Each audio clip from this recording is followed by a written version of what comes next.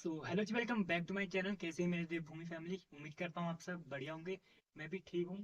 तो काफ़ी टाइम से जो है आप लोग नोट कर रहे होंगे यार, लगभग एक महीना हो गया है मैंने जो है कोई भी व्लॉग वीडियो नहीं डाला है। और आज का भी ये जो वीडियो होने वाला है ना, ये कोई व्लॉग नहीं होने वाला है यार, ये सिर्फ एक 4-5 मिनट का वीडियो होने वाला है, जिस पर जो है मैं बहुत से लोगों के सवालों के जवाब देने वाला हूँ। बहुत लोग मैसेज करते हैं या फिर जो भी मेरे को फेस टू फेस मिलते हैं, मेरे दोस्त लोग, भाई लोग, हर बंदा यही पूछता है कि भाई यार तुम व्लॉग नहीं डाल लो क्या? तुमने यूट्यूब छोड़ दिया है?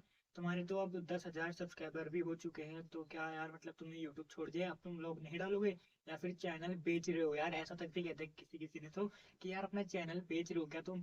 तो यार ऐसा कुछ नहीं है यार। देखो ऐसा है यार, मैं आप लोगों से सारी बातें शेयर करता हूँ, करना चाहता भी हूँ, लेकिन कुछ ऐसा होता है ना, पर्सनल लाइफ में कुछ चीज पर्सनल ही रह जाता है। मतलब बंदे को टेंशन भी होती है, डिप्रेशन में भी होता है ना।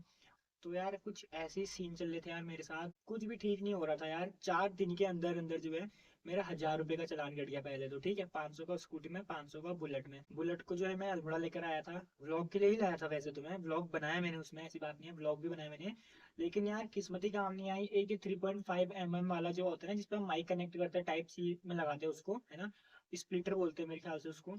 तो वो जो है ना, वो अच्छे से कनेक्ट नहीं हुआ था, या तो पता नहीं खराब हो गया था, है ना। अभी तो वैसे वो काम कर रहा है, लेकिन उस दिन पता नहीं काम क्यों नहीं कर रहा था। तो बढ़िया करके मैंने व्लॉग स्टार्ट करा अपने होटल से हमेशा की तरह, और बहुत बढ़िया व्लॉग बना। लेकिन वही है ना, किस्मत कहते हैं यार, शायद उस दिन किस्मत खराब होगी। तो यार मेरा जो माइक था ना, वो बिल्कुल मतलब आवाज कहीं से कहीं तक कुछ भी रिकॉर्ड नहीं हुई, ना मोबाइल से हुई ना माइक से हुई। पता नहीं क्या सीन था यार, वो प्रॉब्लम मेरे समझ पे नहीं आई। तो उसको तो मेरा क्या ही डालना बनता था, क्योंकि देखो वीडियो क्वालिटी से थोड़ा बहुत कॉम्प्रो चल जाते, बट मेन होती है ऑडियो क्वालिटी, है ना। इसलिए ऑडियो तो थी नहीं उसमें, तो खैर ऑडियो क्वालिटी की क्या ही बात करूँ अब।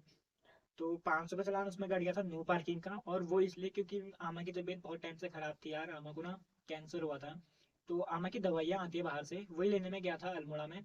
तो जल्दबाजी में मैंने जो है यार नो पार्किंग में लगा दी, बुलेट को मैंने देखा नहीं, नो पार्किंग में खड़ी कर दी थी मैंने। उसके बाद में दवाई लेके जैसे ही आया, तो भाई पुलिस वालों ने उसमें पीछे वाले टायर में लगाया था जामर। तो जामर लगाया था, फिर इधर उधर घूमा मैं पहले तो 5-10 मिनट। फिर जाके पुलिस वाला मिला, उसने बोला भाई 500 का चालान कटेगा नो पार्किंग का। फिर भाई चालान कटवाना पड़ा, 500 का चालान कटा, नो पार्किंग का 500 का चालान उन्होंने हेलमेट का काट दिया। भाई उस दिन हो गया बहुत मूड खराब, ठीक है। डांट भी सुनने को मिली घर वालों से, और वो तो खैर सुननी थी यार, 4 दिन के अंदर अंदर 1,000 रुपए का चालान कोई नॉर्मल बात तो है नहीं। उसके बाद आमा की भी तबीयत बहुत बिगड़ने लगी थी।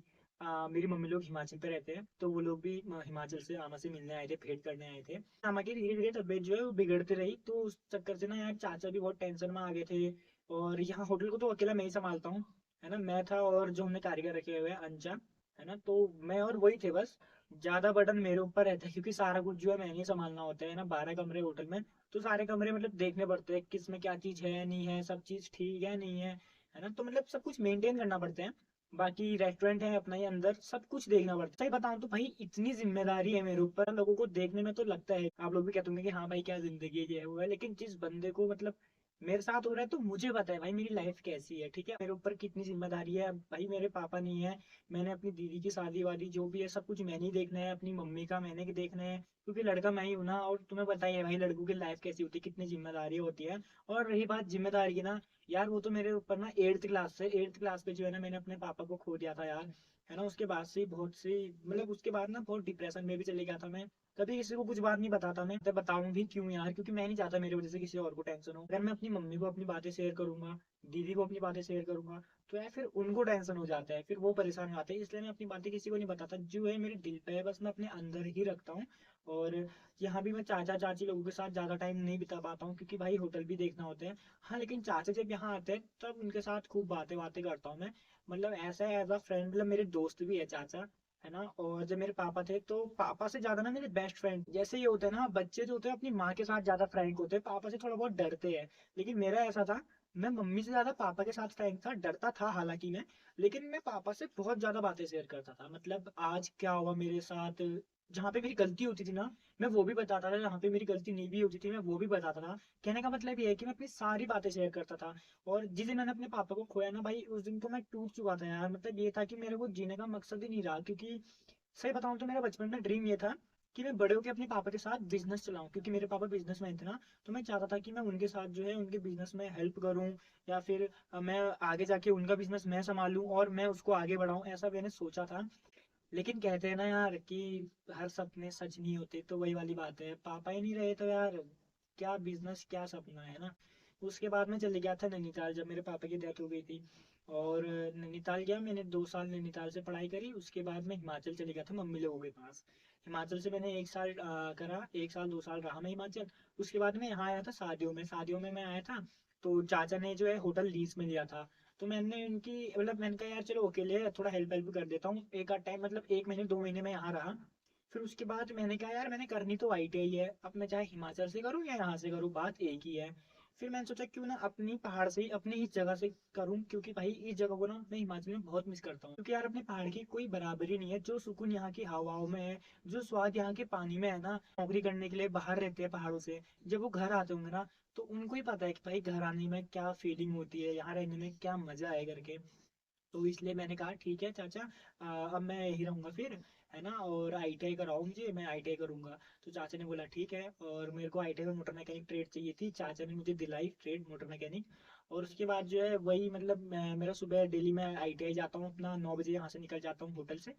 और 10 बजे हमारी प्रेयर वगैरह स्टार्ट होती है, वहां से छुट्टी होती है कभी 1 बजे, कभी 3 बजे, कभी 4 5 भी बज जाते हैं ना। और उसके साथ साथ जो है मैं होटल भी देखता हूँ, जैसे वहां से छुट्टी हुई तो यहाँ आया, होटल देखा, रिसेप्शन में बैठ गया, फिर आके कपड़े चेंज करे, खाना खाया, उसके बाद रिसेप्शन में बैठ जाता था। क्योंकि शाम को ही ज्यादातर भीड़ होने लगती है गेस्टों की। अब मैं चाहता हूँ, मेरे ड्रीम ये है भाई यूट्यूब में सक्सेस होना। मुझे आप लोगों के पास जो है एक बढ़िया सा कंटेंट पहुंचाना है, ठीक है, जो जिससे आप एंटरटेन हो, जिससे आप लोगों को पता चले कि हमारे पहाड़ों में क्या है क्या नहीं है ना। हालांकि यार मुझे उतना टाइम नहीं होता, बट जितना टाइम मुझे मिलता है यकीन करो मेरा, मैं हमेशा व्लॉग बनाता हूँ जब भी मुझे टाइम मिलता है। अब यार डेली मेरा ऐसा है, 9 बजे जाओ, 3 बजे आओ, फिर होटल संभालो, फिर रात के 10 11 बज बज जाते हैं इनको खाना खिलाते खिलाते गेस्ट लोगों को। फिर वही बढ़ाते बढ़ाते 12 बज जाते हैं, फिर बिल बनाओ रात को सोते वक्त 3 लोगों का, है ना। तो बहुत कुछ देखना पड़ता है, बहुत जिम्मेदारी है मेरे ऊपर। बाकी मेन चीज आप लोगों को मैंने अभी नहीं बताई है, वो ये है, आप लोग देख होंगे यार मैंने हेयर कट करवा रखे है ना, बाल इससे पहले मैंने कभी ऐसे कटाए नहीं है। और उसका कारण ये है, यार मेरी जो आमा है ना, जिसकी मैं बात कर रहा था कि यार उसको जो है कैंसर हुआ था। तो यार उसकी भी ना यार डेथ हो गई थी, अभी तो 1 महीना हो गया है, लगभग 1 महीना 4 दिन 5 दिन ऐसी कुछ हो रहे हैं। तो यार आमा भी हमें छोड़ के चली गई है, घर का एक मेंबर कम हो गया है। तो आमा के साथ भी एक अपनी बॉन्डिंग होती है यार, है ना, बचपन से मतलब दादी का प्यार दादी का ही होता है, वो दादी दे सकती है, माँ का प्यार माँ का ही होता है, वो माँ ही दे सकती है ना। तो ये है कि यार अब आमा भी हमारे बीच नहीं रही। तो कोई नहीं, चलो, बहुत सैड थी यार, पता है दोस्तों, मतलब ना मेरे को याद है जिस दिन उसकी डेथ हुई ना, उस दिन मैं उसके लिए दवाई लेकर आया था अल्मोड़ा से। उसका पेट खराब हो रखा था, तो मैं उसकी दवाई भी लेकर आया हुआ आमा के लिए। मेरे को फोन आया था चाचा की कि पेट वाली दवाई भी लाना, तो मैंने कहा ठीक है। मैंने ITI से जल्दी छुट्टी ली, और उसके बाद मैं दवाई लेके सीधा घर गया, आमा की दवाई वहां पर दी। और थोड़ी देर आमा के साथ बैठा, और उस दिन ना आमा को ऑक्सीजन भी लगा हुआ था। तो आमा को मैंने जैसे प्रणाम बोला ना, जैसे पैर छूते हैं, मैंने आमा का जब पैर छुआ, तो और दिन आमा ये है कि जितने नहीं भी कह पाती थी तो ऐसे हाथ उठा देती थी, है ना। उस दिन आमा इतनी बीमार थी, वो हाथ भी नहीं उठा पाई, बहुत तड़प रही थी आमा, बताया। मतलब मेरी आमा को ना खांसी आती थी जैसे ना, तो वो जो बलगम होता है, बलगम, है ना वो उसको थूक पा रही थी, ना वो उसको निगल पा रही थी। मतलब इतना तड़प रही थी, इतना कहूंगा मैं, जैसी किस्मत मेरी है वैसी किस्मत किसी का ना हो यार। ना मेरे पास मेरे पापा है, ना मेरे पास मेरी मम्मी है, ना दीदी है, चाचा है चाची है। और ऐसा नहीं है, प्यार ये भी बहुत देते हैं मुझे, कोई दिक्कत नहीं है, मेरे को बहुत प्यार करते हैं ये लोग भी, है ना। और ताई लोग भी आते हैं घर, तो वो लोग भी मतलब खूब अच्छे से ट्रीट करते हैं मुझे, मेरे को कोई दिक्कत नहीं है, यहाँ मैं अच्छे से रहता हूँ, मुझे कोई दिक्कत नहीं है। बट ये है कि यार देखो, माँ बाप तो माँ बाप ही होते हैं ना। तो यार बस यही है। और मुझे नहीं पता यार मैंने वीडियो में क्या कुछ बोला क्या कुछ नहीं बोला, क्योंकि मैंने सोचा नहीं था कि ऐसा बोलना है वैसा बोलना है, मैंने जस्ट अपना फोन यहाँ पे लगाया और उसके बाद बोलना शुरू हो गया। अगर मैंने कुछ गलत बोल दिया हो या फिर किसी को कुछ चीज़ बुरी लगी हो, तो उसके लिए कान पकड़ के सॉरी भाई, ठीक है। बाकी यूट्यूब को यार मैं बिल्कुल नहीं छोड़ने वाला हूँ, ये अपना ड्रीम है, इसको मैं कंप्लीट करूंगा। और उम्मीद ये रखूंगा कि यार आप लोग अपना ज़्यादा से ज़्यादा प्यार और ज़्यादा से ज़्यादा सपोर्ट बनाए रखें। तो ऐसा कभी मत सोचना कि यार यूट्यूब छोड़ रहा हूँ या फिर मैं ब्लॉगिंग छोड़ रहा हूँ।